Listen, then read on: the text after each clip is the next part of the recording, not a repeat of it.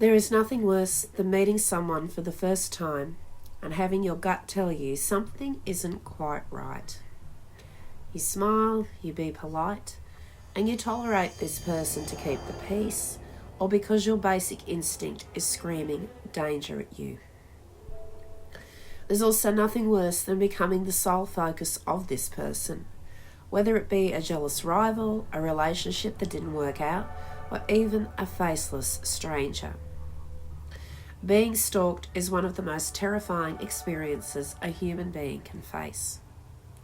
Today on Real Crime International, we will be looking at 10 of the most extreme cases of stalking that occurred before stalking became recognised as a criminal offence, and laws to protect the victim had not yet been enacted.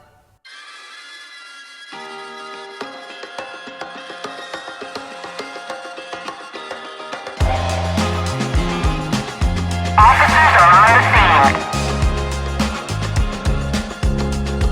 Proceed with caution. Suspect is armed. Officer in need of assistance from animal control. Suspect is in custody.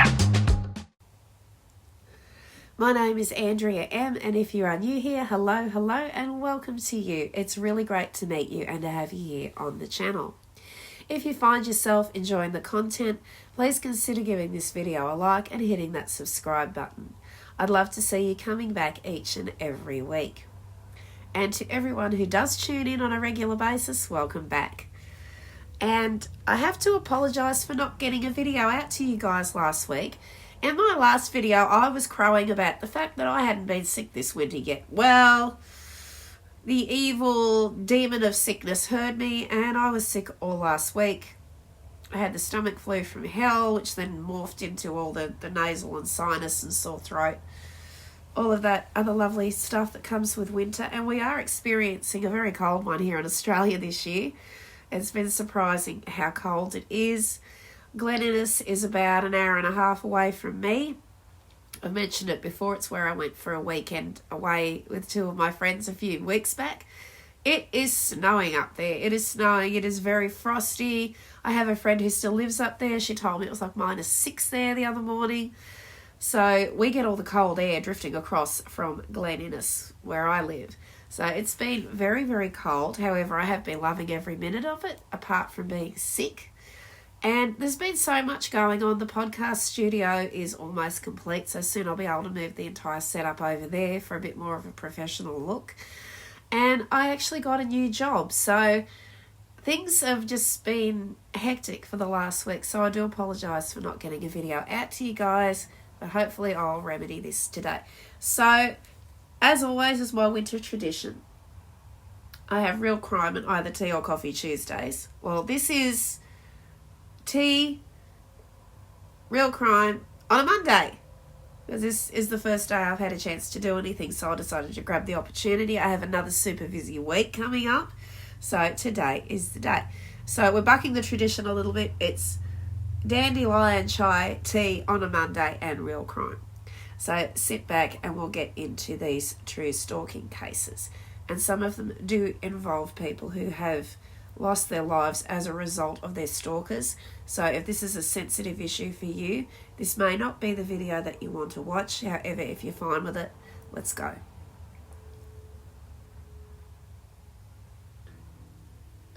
This is one of the earlier cases of stalking that has been recorded, and it involves a woman named Tatiana Tarasov and a man named Prosnet Podar. Tatiana Tarasov is a prime example of a stalking victim who did not have the proper laws in place to protect her. In 1968, Tatiana became friends with Prosnet Podar, a University of California, Berkeley student who was originally from India. At a New Year's Eve party, they shared a friendly New Year's Eve kiss, which gave Prosnet the impression that Tiana was attracted to him. But she soon clarified that she was in fact not interested in a romantic relationship. Prosnet could not handle this rejection and developed an unhealthy obsession with Tatiana. He would also secretly record any conversations that he had with her. In the summer of 1969, Tatiana actually left the country on a trip to Brazil. It was during this time that Prosnett went to see Dr. Lawrence Moore, who was a psychologist at the University Hospital. During one of their therapy sessions, Prosnett openly expressed his intentions to unalive Tatiana. Dr. Moore believed Prosnett was suffering from paranoid schizophrenia, and he did inform the campus police. But after the police interviewed him, they determined that he was not in fact dangerous and decided to let him go. This was a very big mistake. When Tatiana returned from Brazil, she was not informed about Prosnett's threats against her life. On October 27, Prosnett went to visit Tatiana at her house and shot her with a pellet gun, before he would then go on to stab her a total of 14 times. Prosnett immediately turned himself in and was convicted of second-degree murder, but his conviction was then overturned because the jury at his trial was not properly instructed. So then, rather than retry him, they elected to deport him back to India after he only served 5 years for the murder of Tatiana. Tatiana's family would sue the hospital for their failure to warn her about Prosnett's threats. This would then lead to a Supreme Court case known as Tarasov versus Regents of the University of California, which ruled that mental health professionals have the duty to forego confidentiality to warn individuals who are threatened by their patients. So if the doctor had been in fact able to maybe call Tatiana where she was staying in Brazil or inform her when she returned that her life was under threat from this person, she might still be with us today. But that was one of the first steps in the right direction to protect victims of stalking. Case number 9 is the case of Teresa Saldana and Arthur Richard Jackson. These days it's not uncommon to hear news of stories about famous celebrities being stalked by obsessive fans. Thankfully, most of these situations do not escalate into violence. However, this is not the case with one of the first celebrity stalking cases that would receive national attention, involving the actress Teresa Saldana.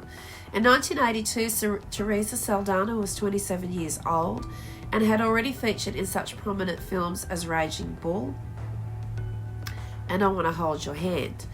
But it was her performance in a movie called Defiance that drew the attention of an obsessed fan by the name of Arthur Richard Jackson. Jackson was a 47-year-old drifter from Aberdeen, Scotland, and he had travelled all the way across the globe to illegally enter the United States in order to exact a plan to find Teresa Saldana and murder her, with the belief that he would join her in the afterlife after he was executed for the offence. Jackson first hired a private investigator to obtain the phone number of Saldana's mother. He did this while pretending to be a representative for the director Martin Scorsese. He called her and claimed he needed to contact Saldana about a possible film role. After Saldana's mother provided her daughter's West Hollywood address, Jackson travelled there and waited outside. When Teresa exited her residence, Jackson would attack her, stabbing her 10 times with a hunting knife. Teresa Saldana would survive this attack, and that was only because a fortuitous thing happened that a delivery man named Jeffrey Fenn rushed to her rescue and subdued Jackson. Saldana made a full recovery and Jackson was given a 12-year sentence for attempted murder. He would continue to write threatening letters to Saldana while he was in prison. He would then be extradited back to the UK and stand trial for another unrelated murder. After she recovered, Teresa Saldana became a prominent advocate for victims' rights and even decided to relive her traumatic ideal by playing herself in the made-for-TV movie Victims for Victims, the Teresa Saldana story. Number 8 on the hit list involves Laurie Show and a woman named Lisa Michelle Lambert. In 1991, a 16-year-old student at Conestoga Valley High School in Lancaster, Pennsylvania, named Laurie Show, became the victim of a non-stop ordeal of stalking and harassment. Laurie was targeted by a fellow classmate named Lisa Michelle Lambert, and she was upset with Laurie because she had briefly dated a mutual acquaintance, a boy named Lawrence Butch Youngkin. Michelle had recently become pregnant with Butch's child and was obsessively jealous of Laurie, even though Laurie had no interest in Butch whatsoever by this point. She believed that Laurie was trying to steal Butch away from her. And in a horrible twist to this story, there was a reason that Laurie had no interest in Butch, was that there was an alleged SA charge against Butch by Laurie, and she wanted nothing further to do with him. Now I say alleged because I'm not sure if that case ever happened after the events of today. So Laurie wanted nothing to do with Butch. She was afraid of him. She had no interest in him whatsoever. But Michelle frequently would harass Laurie anyway. She would taunt her schoolmate with obscene phone calls, openly threatening her whenever they were in public together. Laurie's mother, Hazel Show, attempted to file assault charges against Michelle, but it did little to stop her. So on December 21, Hazel received a phone call from a counsellor asking her to drop by the school for a meeting about Laurie. It turned out the call was just a diversion to get Hazel out of the house, leaving Laurie alone and vulnerable. When Hazel returned home, she was horrified to discover that her daughter had been murdered. Laurie's throat had been slashed and she had been stabbed several times. She used her dying words to tell her mother that Michelle was responsible. The next day, Michelle was arrested along with an accomplice, Tabitha Buck. Butch Youngkin was also arrested for dropping the two girls off at Laurie's residence, but claimed he didn't participate in the actual murder. Michelle and Tabitha were both given life sentences, while Butch received a lesser sentence for testifying against the two girls. The incident prompted Hazel Show to campaign for stronger anti-stalking laws in Pennsylvania, which went into effect in June of 1993.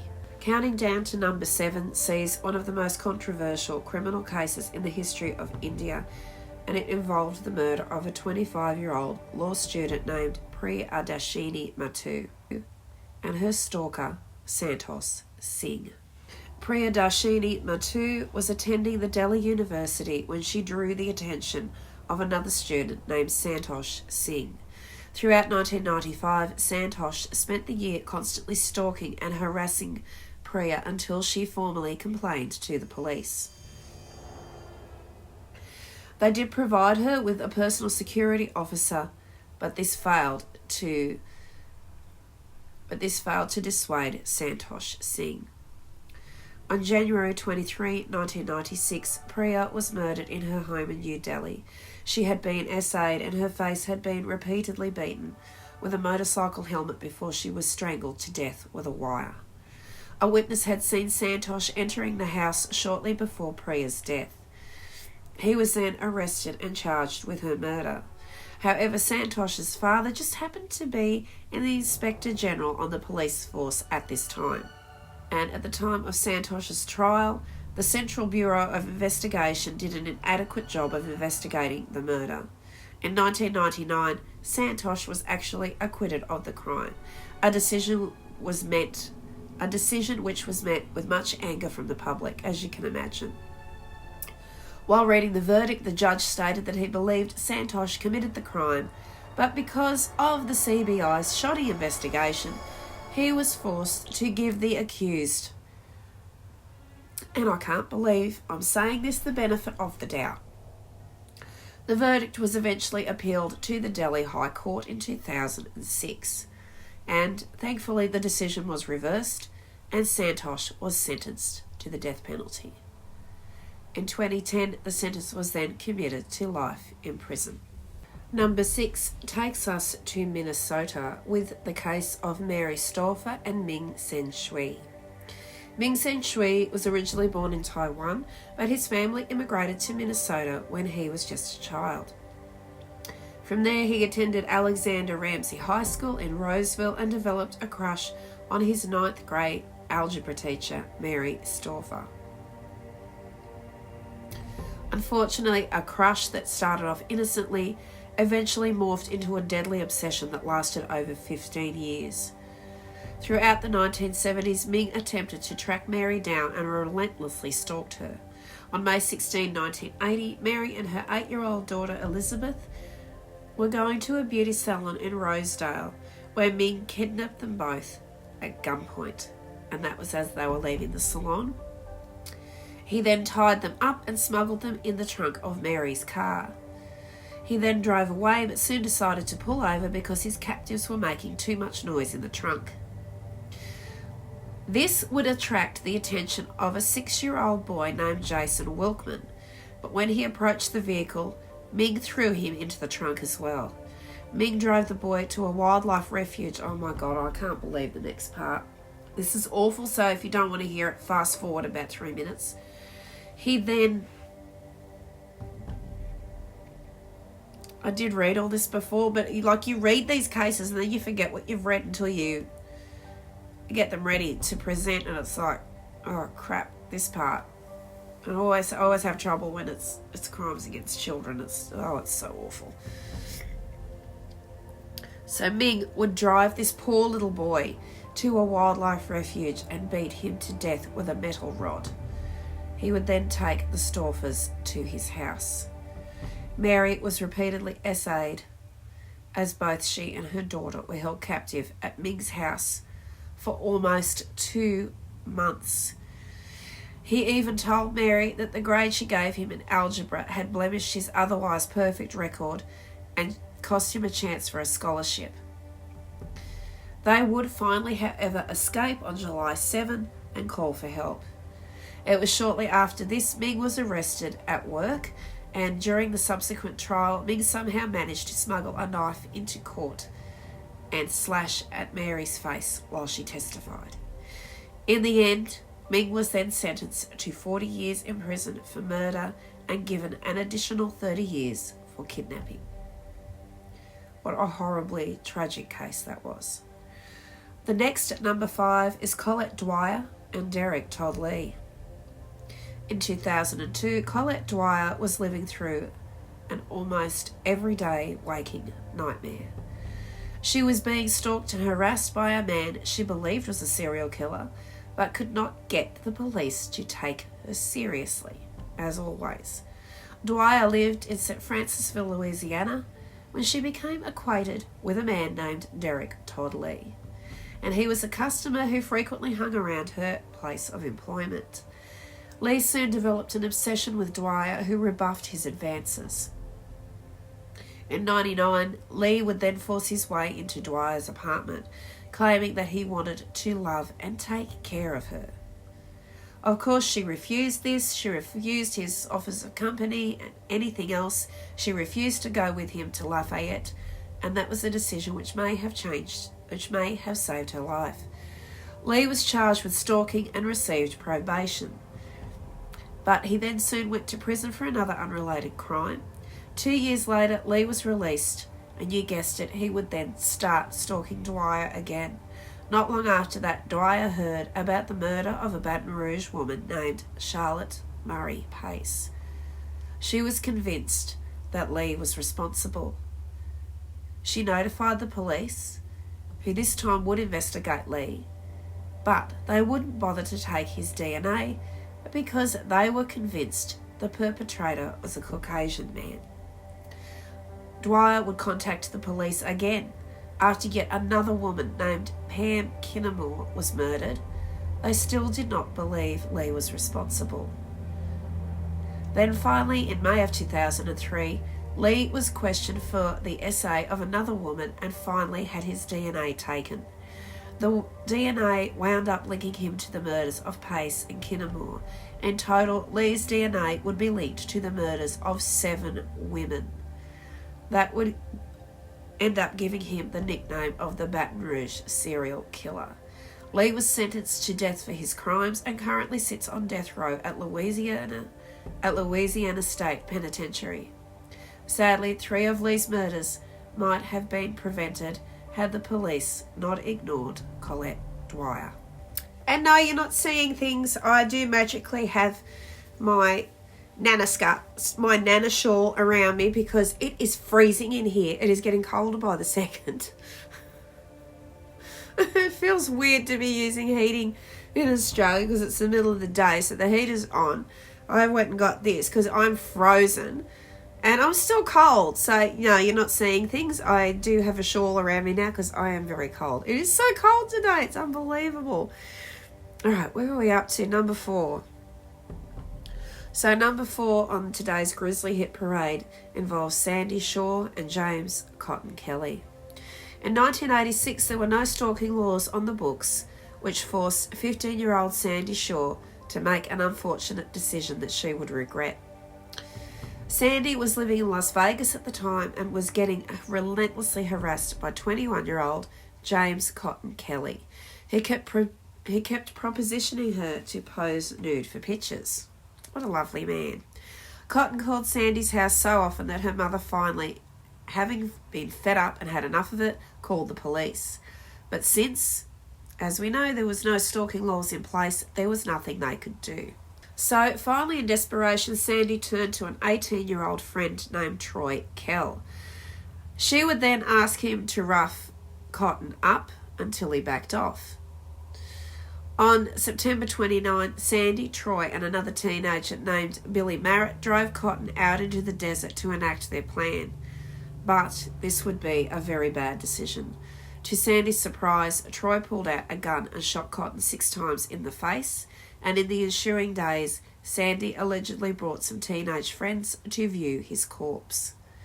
When one of these friends reported the body to the authorities, the 3 perpetrators were arrested for the crime that would be dubbed the show and tell murder. Billy took a plea bargain to testify against Troy, who was given a life sentence for the crime. Even though Sandy claimed she did not know that Troy was intending to kill Cotton, she also was sentenced to life in prison without the possibility of parole. However, years later, one of Sandy's friends would confess that he took the teens to view Cotton's body and that Sandy was not actually present. Sandy always expressed a genuine remorse about what had happened, and the State Board of Pardons and Parole eventually believed her claims that she was just a desperate stalking victim who did not intend for anybody to be killed. Sandy's life sentence was commuted and she was finally paroled in 2007. And it's sad that it got that far because they didn't feel like the police could help. Number 3. Randy Barber and Gary Della Penta.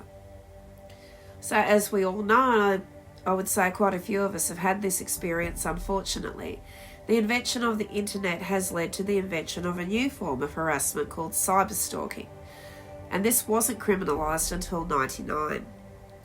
The first person to be charged under this new statute was a 50-year-old Los Angeles security guard named Gary Della Penta. 3 years beforehand, Gary had developed an obsessive attraction to a woman named Randy Barber. She was younger than him and she went to the same church that he attended. Della Penta frequently followed and stalked Barber, who was always rejecting his advances. She had no interest in him whatsoever. The harassment eventually became so intolerable that Barber convinced the church's elders to ban Della Penta from the congregation. This would then anger him, and he decided to go online and exact very sadistic revenge tactics against Barber. During the summer of 1998, Della Penta signed up for several sexual-related chat rooms and began to impersonate Barber. Della Penta left several personal ads under Barber's name, stating that she fantasized about being essayed by men who would just show up at her apartment. This was her ultimate fantasy. Unfortunately, he would also attach her address to the ads, and during one 5-month period, she would have 6 random men show up at her apartment, claiming they were there to fulfill her essay fantasy. which she never had in the first place. Since Barbara never went online and didn't even own a computer, she was absolutely horrified and turned all of them away. Della Penta even created a fake email address under her name, and whenever anyone contacted him, Della Penta would provide them instructions about how to break into her apartment and bypass her security system. Thankfully, she did find out what Della Penta was doing before she was physically harmed. Della Penta was arrested on charges of cyberstalking and sentenced to 6 years in prison. And cyberstalking charges are a real thing. If you harass people online, you can be charged, and it is a criminal offence. Number 2. Now, this one, I'm sure, will be a case that everybody is familiar with. It happened in the 1980s, and it involved Rebecca Schaefer and Robert John Bardo. And I'm sure you guys will all recognise Rebecca's photo and her name. Now, we remember Rebecca used to star in a show called My Sister Sam. And honestly, I remember when this happened. I think I was about 15 or so. And that was one of my favourite television shows. And I really liked Rebecca Schaefer. You know, she was one of my favourite actresses back then. She was funny, she was sweet, and just everybody loved her. So this case is kind of tugging at my heartstrings a little bit because I remember this happening and how awful it was. And it is one of the most tragic celebrity stalking cases of all time. So, as we said before, in 1989, Rebecca was best known as her role in the sitcom My Sister Sam. Her film career was starting to take off, and she was slated to audition for a role in the coveted new movie The Godfather Part 3. But she had also drawn some unwanted attention from a man named Robert John Bardo. He was 19 years old and was an obsessed fan from Tucson, Arizona. He would go on to build a shrine to Schaefer in his bedroom. He sent numerous letters to Schaefer and even made 2 attempts to visit her on the set of her show, My Sister Sam. Bardo became horribly disappointed when he saw Schaefer perform an intimate scene in one of her films and decided that she needed to be punished. He would then obtain her home address through a PI and set forth to LA. On the morning of July 18, Bardo visited Schaefer's apartment and buzzed at her doorbell. When Bardo told Schaefer he was her biggest fan, she politely asked him to leave. Shortly after, he would ring her bell again. This time, when Schaefer answered the door, Bardo would pull out a gun and shoot Rebecca Schaefer to death. Bardo returned to Tucson and was quickly arrested after tipping off his sister about the murder. He wound up being charged with first-degree murder and received a life sentence. This tragedy would ultimately lead to enact a stronger anti-stalking law in California.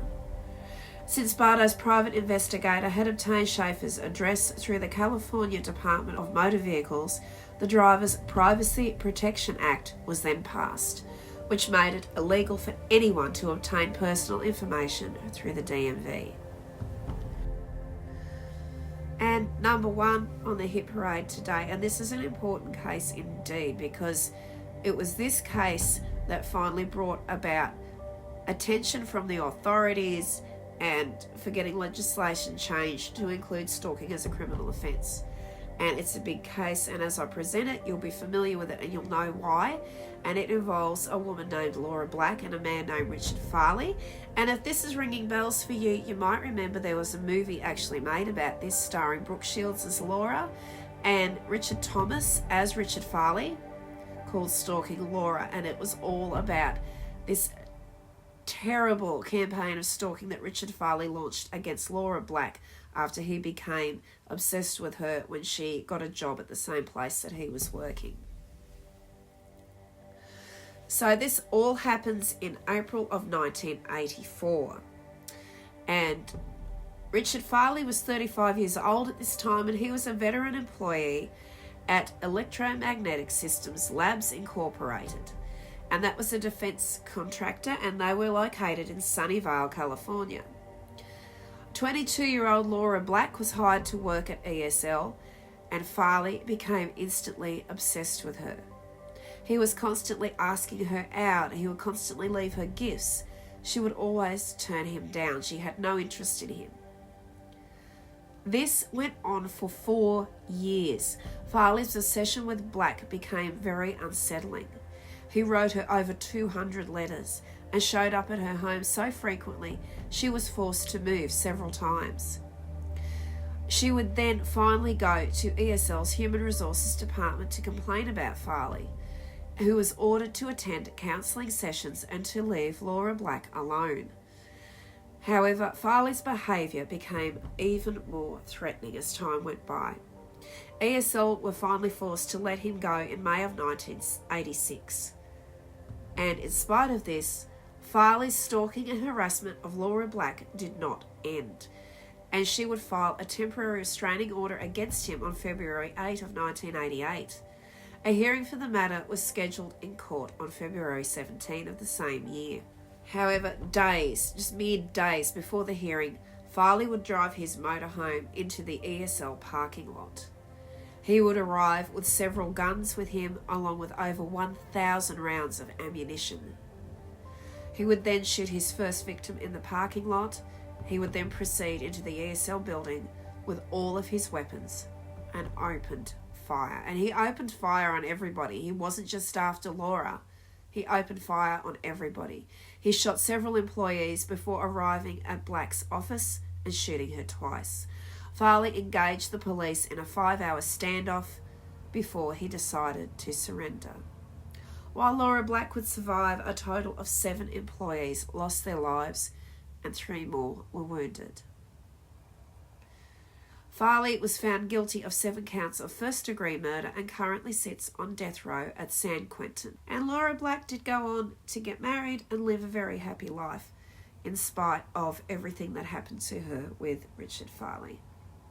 So I hope wherever Laura is, she's living a really good life and she's happy now. And that brings us to the end of today's video.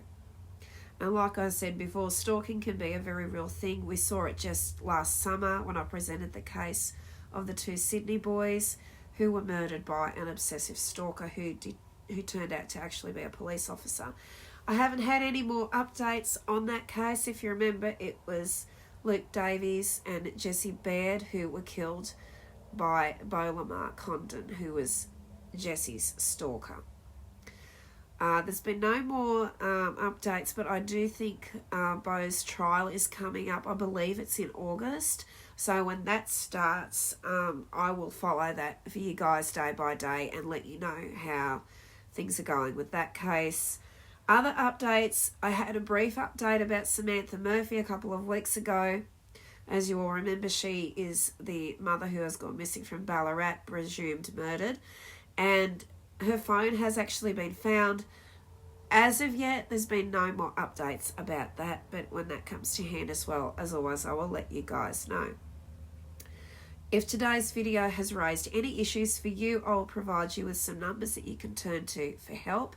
And if you feel you're being stalked, even if you just have an inkling something's wrong, please seek help. Talk to a friend, talk to a professional who might be able to lend you a hand, or just go and have a chat to a police officer and they can advise you on what steps to take next.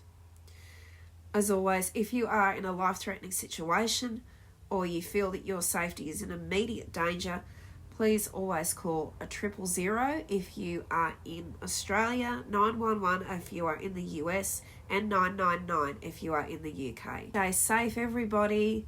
And I hope you enjoyed today's video, and I will be back very soon for another video. And love you all very much, and thank you all for sticking with me, and for the new subscribers who have just joined, you're all so welcome and I'm glad you're here. Stay safe, stay warm, and I'll see you all again soon. Bye.